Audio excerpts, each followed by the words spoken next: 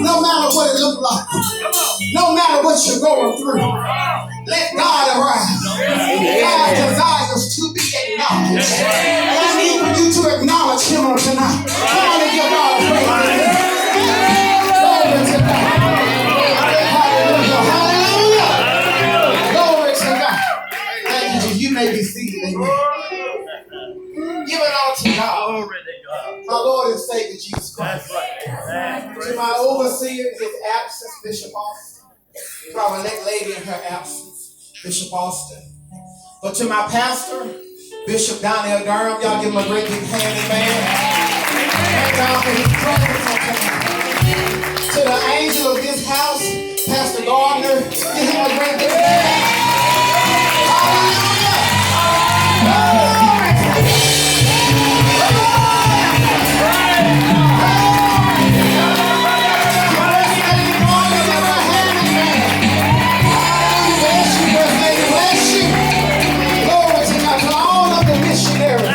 The ministers, every minister in the house, just stand, amen.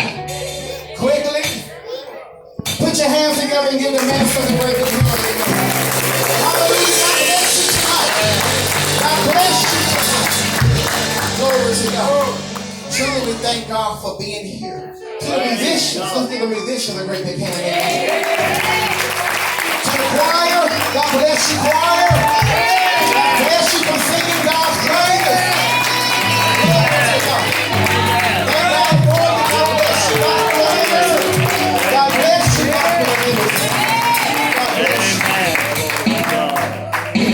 Greetings, White Level Community Holiness Church, from Gospel Unlimited Church of Christ, down in Castelia, North Carolina.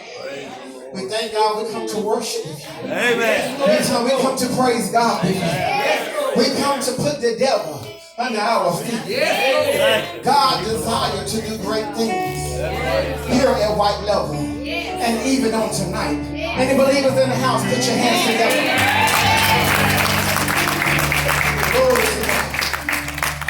I thank God even when I walk in on tonight, the greeting of love that I felt from the people of God. The greeting of love that I felt from the people of God.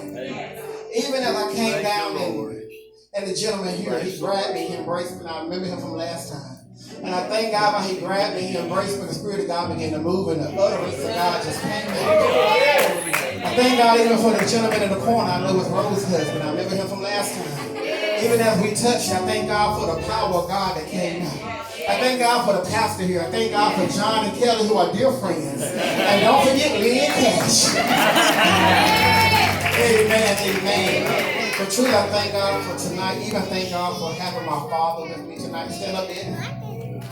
That's my father. Brenda, his wife, thank God for Brenda. Wave your hands in Brenda. Amen. Amen. So many. Thank God my wife, she's here, which you all have met. Yeah. Come on. I know it's okay if she's good, man. Stand up, okay. It's so good for us to be here, for us to dwell amongst one another. And if I was to leave a word with you tonight, I'm going to be coming from the book of Matthew, the 14th chapter. And if I was to leave a word with you, it would be a call to worship. Amen. And God has issued a call. And it is a call to worship. Amen. Somebody tell God thank you. There is a call to worship. Thank you, God. To all nationalities. God has called us tonight into this place for this appointed time. For those of you who are going through and wonder how to even get out of the situation that you are in. Thank you, Matthew 14:1 says, and at that time, Herod the Tetrarch heard of the fame of Jesus. Tetrarch just simply means one of the governors. And said unto his servants, this is John the Baptist. He is risen from the dead. And therefore, mighty works do show forth themselves in him. For Herod had laid hold on John and bound him and put him in prison for Herodias' sake, his brother Philip's wife. Mm-hmm. For John said unto him, it is not lawful for thee to have her. And when he would have put him to death, he feared that the multitude, because they counted him as a prophet. Mm-hmm. Herod did not want to kill John the Baptist because he feared that the people would raise up against him. That's right. Because the people counted him as a prophet. Some people look at you and you are nothing to them. It doesn't matter how others see you. Amen. But it matters how God sees you. That's right. Come on, man. So glory. Amen. To some people, you'll never be nothing. To some people, you'll always be nobody. I know his daddy. His daddy was nobody. I know his mama. His mama was an old drunk. So the children, therefore, we label them as nothing too. But I heard about a story of a man named Jesus. Who came out of Nazareth. Who came out of Bethlehem. A place that was nothing. A place that was nobody. But God raised up his son Jesus. He came out of nothing. He came out of nobody. Come on and give God some praise and glory. Glory to God. Oh yeah, God. And he was afraid to slay John the Baptist because the people looked at him as a prophet. Verse 6, but when Herod's birthday was kept, when his birthday came, the daughter of Herodias, she danced before them and she pleased Herod. She got out there and I can imagine she was acting like she was in the clubhouse. And she was out there, as they would say, probably shaking her thing. Out there doing some of everything. But the Bible says that she pleased him. And whereupon, verse 7, whereupon he had already promised her with an oath to give her whatsoever she would ask. So before she even took the floor, he had already told her, if you please me, I want to give you whatever you want. And it said here in verse 8, and she being instructed of her mother, mama had already talked to her. Said, give me here John the Baptist. Give me his head on a charger. You see, mama had already gave her instructions. Mama already knew that she had a beautiful daughter. Mama already knew that she could dance and she could please just about anybody. But I'm so glad I'm reminded tonight. You know, when I used to go out to the club, I used to get on the dance floor and do what I did for the devil. But I'm so glad when you come into this life, when you come into holiness, God will change your partners on you. You ain't got to dance with the devil no more. God will give God some glory. You ain't got to dance with the devil no more. But God will give you a new dance. God will give you a holy dance. God will give you a new partner. God will give you a praise partner. He'll give you somebody to pray with. He'll give you somebody to fast with. He'll give you somebody to labor with. Come on and give God some glory. Any believers in the house on tonight? Glory to God. God will change your partners on you. You ain't got to go to the juke joint no more. But you can come to God's house and you can give God glory in his house on tonight. Glory to God. So mama already knew that what kind of daughter she had. And the king, it said that she was already instructed. I want you to get up there and dance. And when it's all over with, he gonna ask you what you want. And she said, I want the head of John the Baptist. It's something this world can hate you so much that they want you dead. That's right. The Bible says it is not you that they hate. That's right. He said, but it is I. That's right. It is Jesus that live on the inside that they hate. That's right. It is Jesus that they despise. They despise your walk. They despise your talk. They despise your sanctification. They despise you living right. Because they can't live right. Because they can't talk right. Because they can't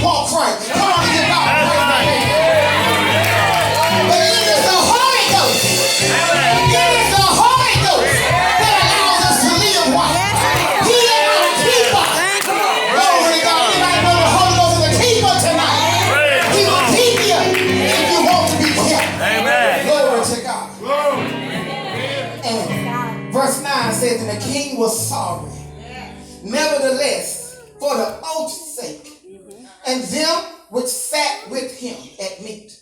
He commanded it to be given to her. It hurt his feelings. He had to keep his oath. The oath that he had made. That's right. Come on. That he was going to give her the head of John the Baptist.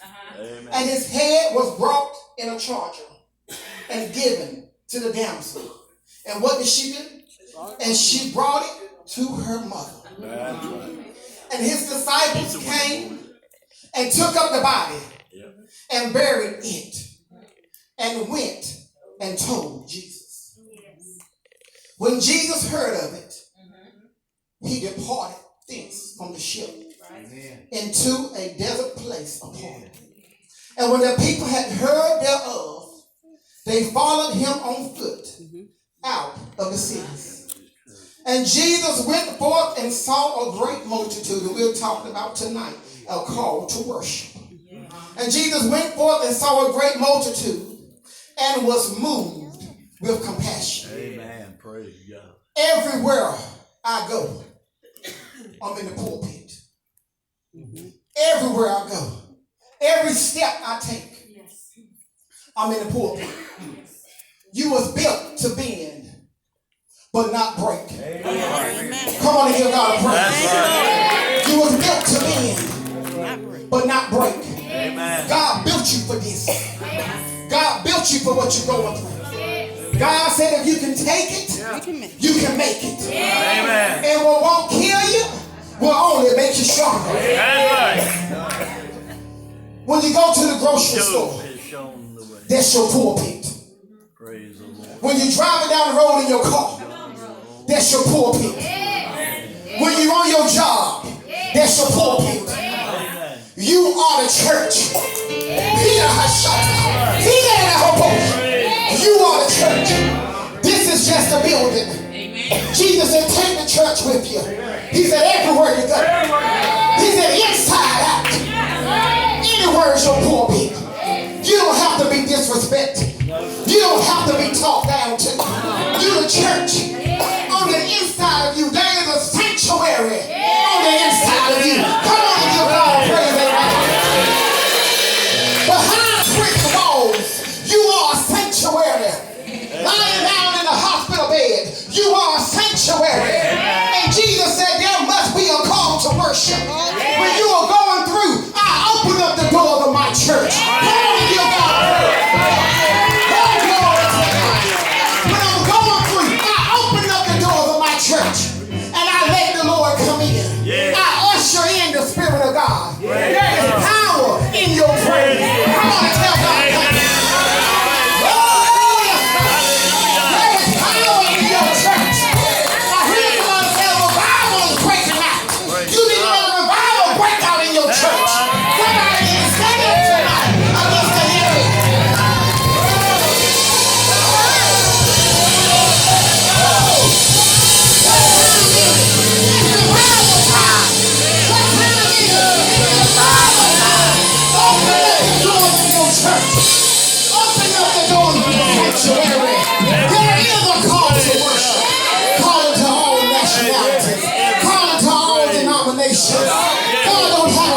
Person. God said, come in and sup with me. Oh, now put your hands together and give God praise. There is a call to worship. Glory to God. Hallelujah. Going through is where you met him. Going through is where he found you. I hear some folks say, I found the Lord Jesus. Jesus was never lost. No. Amen. He found me. That's right. In all of my mess. That's right. In all of my drama. That's right.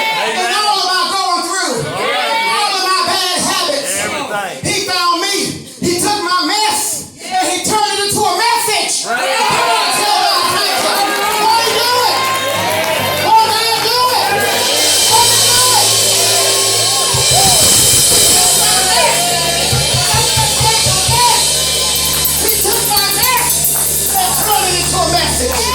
Glory to God. Come on and bless him tonight.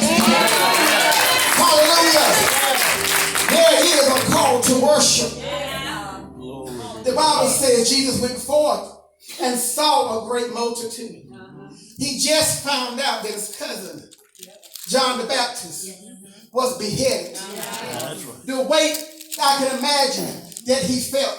The same one who was in Elizabeth's womb. When she heard the salutation that Mary was pregnant with Jesus. The Bible said the baby what? Come on and give God some praise. When you hear the salutation, you won't believe. Glory to God. Savior has been born. God raised his son. And his son gave his life. But Jesus didn't let it hurt him. I can imagine he was sad. But it said that in 14 that, and was moved with compassion towards them, and he healed their sick. The Bible says he was moved with compassion. Amen. And if I do anything tonight, I'm not so concerned about moving you. I want to move God. I want to move him. I want to get his attention. I'm looking to move God on tonight. And if you have faith the size of a mustard seed, you can move him tonight. God hears you. God loves you. God sees you. God understands you. Misunderstood, Pastor. So many times. Anybody ever been misunderstood? Talked about. Scandalized. But I'm so glad that the good, it outweighed the bad. Anybody ever had hard times in their life? Anybody going through hard times right now? But the good, it outweighs the bad. And the Bible says he was moved with compassion, and he went and he healed their sick. And when it was evening, his disciples came to him saying, "This is a desert place, and the time is now past. Send the multitude away, and they may go into the villages and buy themselves vehicles," meaning food, provision. God sent them away. Sometimes it feels like God sends you away. But it is only for provision. God has sent you to a place called there. You say, what does there mean? There were many times the prophets in the Bible did. When the Lord spoke to them, he said, go there. When he got there, things were already made. He sent a prophet to the river. He said, go there. That's right. When the prophet got there, the birds brought him food. Yes, come on and give God a hand.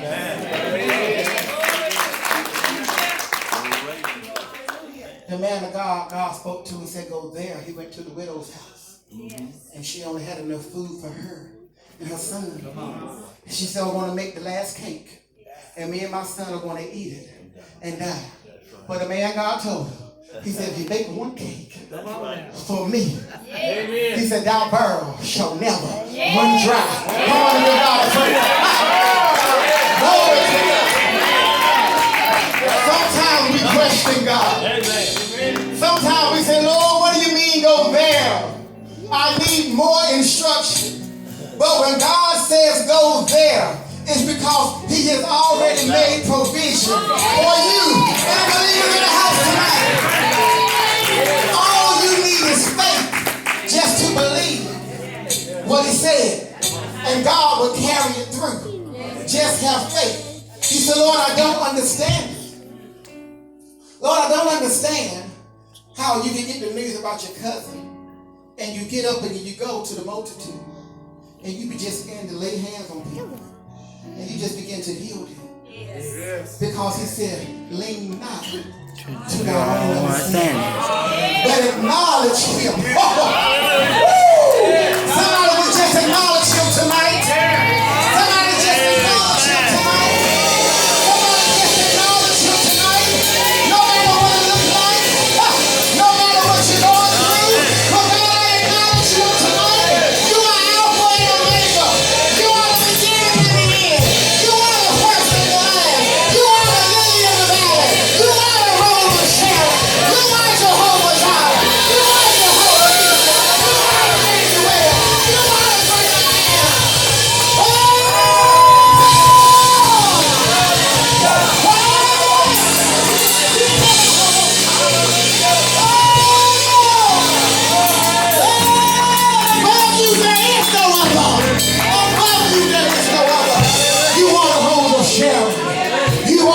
Lion of Judah. That's right. Glory to God. Thank you, God. There is a call to worship. All he wanted was a crowd. All he wanted was the multitude. And when all of these folk got together, they began to worship God. They began to worship God. The spirit of utterance came forth. Tongues came forth. The Holy Ghost came forth. Healing came forth. Deliverance came forth. Somebody got saved. Somebody got set free.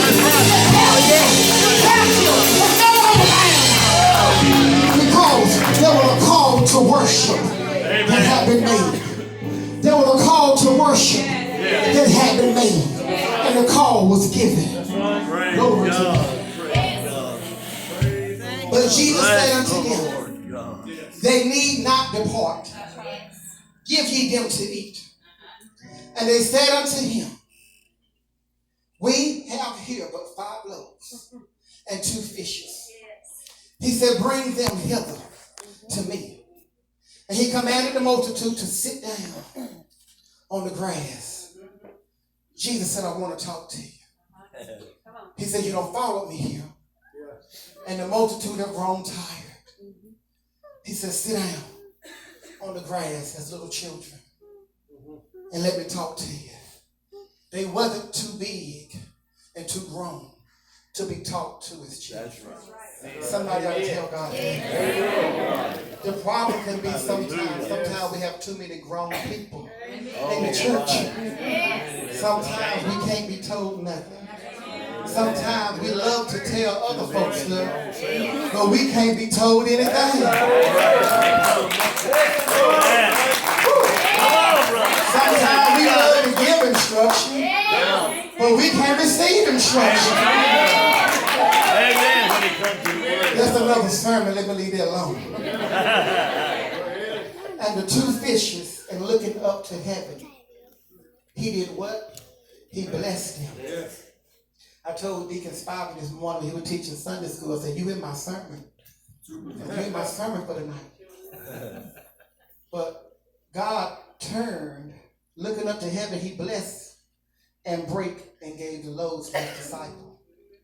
So what he did first was he blessed. He gave thanks. And I come to let you all know tonight, time after time, the devil tries to knock you out of your pulpit.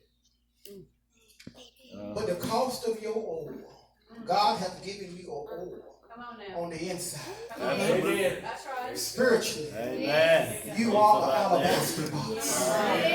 And the devil wants what's on the inside of you. Spirit of the Lord. What's on the inside of you, it is more precious than gold. It is more precious than silver. What's on the inside of you? He said, you have I quickened. You have I quickened. What's on the inside of you? The devil desires what's on the inside of you. The Bible said he comes to steal, kill, and destroy. The Bible says he would sift you just like wheat if he could. But you are an alabaster box. The Holy Ghost dwells on the inside. And what you have is more precious than gold and silver. It's more precious than anything. Hold on to what you got. What you got is worth fighting for. Any believers tonight, what you got is worth fighting for. It's worth fighting for. It's worth fighting for. It is. Fight for what God gave you. Amen. Jesus. My wife said one time, the very thing that broke you is the very thing that gave you power. You didn't realize that God had given it to you. But the very thing that broke you in life, it was the very thing that gave you power. Except certain things had taken place in your life, you wouldn't be where you are right now. But you had to go through the shaking. You had to go through the pressing. You had to go through it in order to get where you are right now. Come on and tell God thank you. God did it for your good. God did it for your good. He did it because he loved you. He did it because he loved you. Because he cares.